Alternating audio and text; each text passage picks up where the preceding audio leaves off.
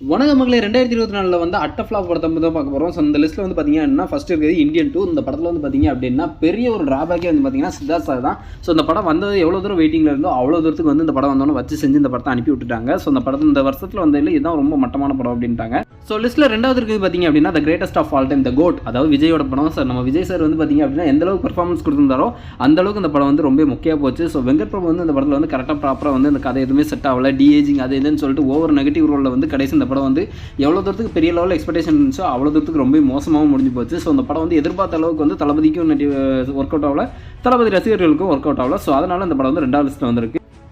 So லிஸ்ட்டில் மூணாவது இடம் பார்த்தீங்க அப்படின்னா கங்குவா படம் தான். ஸோ இப்போ தான் தேட்டரில் ஓடிக்கிட்டு இருக்கு. பட் இருந்தாலும் இந்த படத்துக்கு கலவையான விமர்சனங்கள் ரொம்ப நிறையா வந்திருக்கு. ஸோ நெகட்டிவ் வந்து ரோல் வந்து நிறையவே வந்திருக்கு அப்படின்னு சொல்லிட்டு சொல்கிறாங்க. அதுவும் பார்த்தீங்கன்னா மீமர்ஸ்லாம் வச்சு செஞ்சுக்கிட்டு இருக்காங்க. ஸோ இந்த படம் எவ்வளோ முடியுது அப்படின்னு சொல்லிட்டு இனிமேல் முடிஞ்சதுக்கப்புறம் தான் தெரியும். இதை விட அட்ட ஃப்ளாப் படம் இருந்துச்சு அப்படின்னா கமெண்ட் செக்ஷனில் தெரிஞ்சுங்க. இந்த வீடியோ லைக் பண்ணிருங்க, சேனலை